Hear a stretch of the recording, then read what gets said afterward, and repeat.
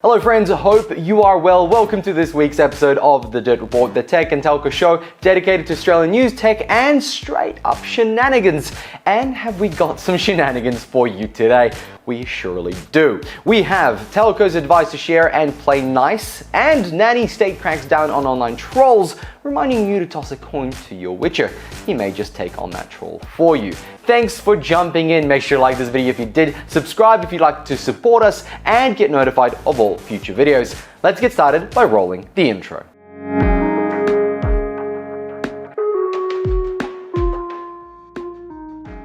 .5G is here, and it's time to compare which provider has the best coverage for you and yours. The problem is that there is no standardized way to tell which marketing campaign is lying and which one is only telling half-truths. But soon it will not be the case. Soon you will have the power to see 5G coverage across all telcos at once. Let's talk about context. Back in October, the Infrastructure RKR consultation paper had an amendment raised. Links below for that PDF. The amendment in part asked to introduce new information requirements in relation to end-user equipment and the reporting of mobile infrastructure. What would this information be used for? Well, the ACCC's reason for existence is to help inform analysis of competition in relevant telecommunication markets. So, in fact, since 2007, there have been rules in place that require carriers keeping records and reporting on the rules, extent, and location of their network and customer access network infrastructure. And in fairness, the telco needs to know what their network is doing anyway, but sharing it with the ACCC. Now, this isn't just for telcos. The ACCC also seeks to improve the current rules in relations to the reporting of NBN Co's infrastructure and any other non-NBN customer access network infrastructure. However, in this amendment, the ACCC considers it is necessary to further amend the rules to specify that the customer's end of a customer's access network be identified.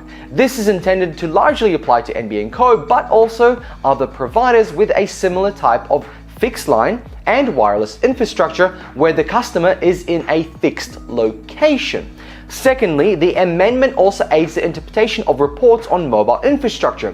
The ACCC proposes that mobile coverage maps be qualified where appropriate to indicate whether they relate to outdoor coverage or to external antenna. Under the proposed amendments, mobile network operators would also be required to indicate the type of cell operating at each mobile site, e.g. macro cell, small cell, or other, which relates to actual bandwidth for how many people can connect at a time.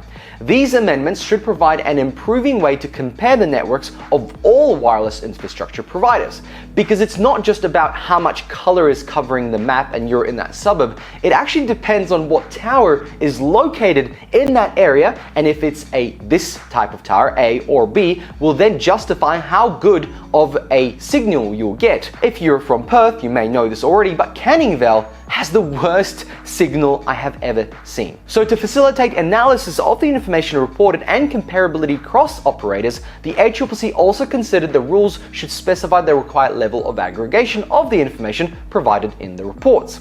This means that where a record keeper reports data for the same network type, for example fiber to node or a 3G, 4G mobile data, that data should be aggregated and reported on a single map.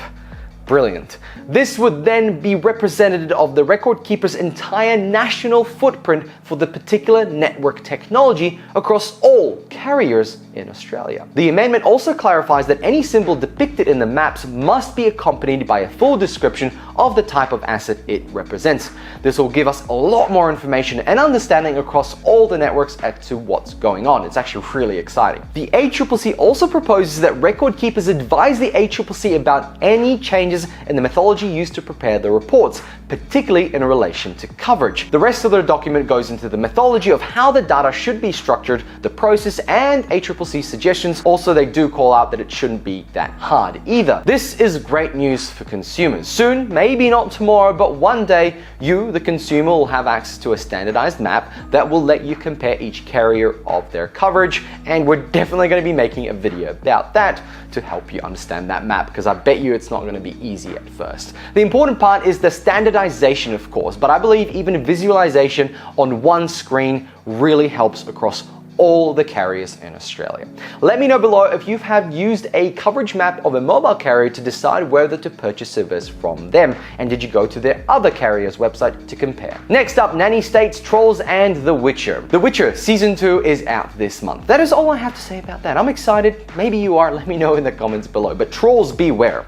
Now, but as far as Nanny States go, this one in particular, look, you be the judge. Links below. In a draft this week, our almighty government, led by the marketing genius Scotty, revealed the details of their social media anti-trolling bill, aka protection of politicians' feelings and their kin. I don't know if that's in there. Here is what the bill had to say. The Australian government is committed to keeping all Australians safe from online harm. Defamatory comments made by trolls on social media can spread virally across the platform, with much of the content being unfiltered. Many trolls are anonymous, which makes it challenging to enforce the current defamation laws against them, especially for ordinary Australians. Ordinary Australians, how quaint. The challenge of responding to anonymous online trolls became clear after the High Court decision in Fairfax Media versus Voller in 2021, handed down in September 2021. The Voller decision shows that Australians who maintain a social media page may be exposed to defamation liability for defamatory comments posted on the page by others, even if they are not aware of those defamatory comments. The bill will empower Australians to unmask the originators of anonymous defamatory comments made on social media, where comments are made in Australia. In doing so, the bill will seek to center defamation disputes on the relationship between the victim and the author of the anonymous defamatory comments, where social media services establish and comply with complaint schemes that allow the commentator's contact details to be disclosed with consent or comply with court orders require them to provide contact details. The provider of the service will be immune from defamation liability. And if the commentator cannot be identified, the bill will enable victims to treat the provider of the social media services as a publisher for the purpose of potential defamation proceedings. So basically, if you say something mean, the platform which you share those comments on will share your details. If they don't have your details, then they are kind of directly liable. You can imagine that shitstorm from this will cause. But hey, only in Australia, right? However, there is one good thing. This protects owners of pages, like Facebook pages, on these platforms. You see, the bill makes it clear that the page owners are not publishers for defamatory material posted on their pages by third parties. And in practice, this means a person who maintains or administrates a page on a social media service will be protected from defamation liability. This is an example provided on this document. Jane runs a cafe. She maintains a social media page that allows her to interact with cafe patrons and customers. The page allows comments. The comments allow her to develop a relationship with customers and to promote her services and events. Under the present law, if a user of that service posted comments harming another person's reputation, Jane would be a publisher for the purpose of defamation law. It is irrelevant whether she has the capacity to moderate comments while running a busy cafe. Being the publisher, Jane could in some circumstances be liable for defamation even if she did not know the comments were made because she participated in their publication by allowing comments on her page.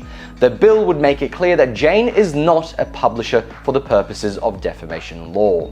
Further to this, there is the main part, providing tools for victims of defamatory comments with a recourse, or at least tools to start that process.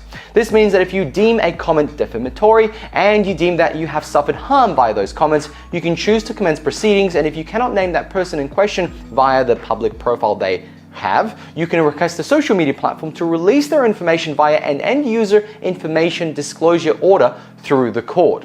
According to the bill, these mechanics will provide easy, quick, and fair methods to obtain contact details of posters who have made these comments in Australia. I remember doing media law back at university, and the main thing that stood out to me was truth was the ultimate defense. So I want to imagine there will be many cases where the commentator, let's say someone like Friendly Geordie, says something about a certain meatball, and bam, that said meatball brings about court proceedings, only to be taken down by the truth. We can all dream. Finally, the bill states that the digital world is consistently shifting. In order to remain fit for purpose, the bill contains a standard legislative rulemaking power.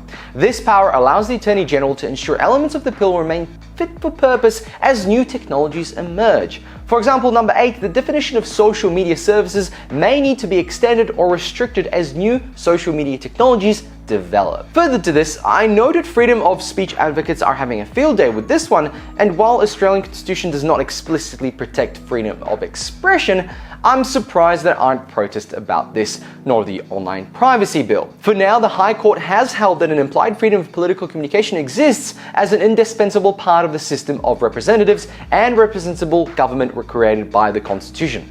And on that police state, we have to end this show. Let me know what you think below. Will we see the first cases pop up over the next few years and how this will affect them? So we'll wait till then. But thank you very much for watching. Make sure to like this video if you did and subscribe if you would like to see more. Thanks for watching and bye!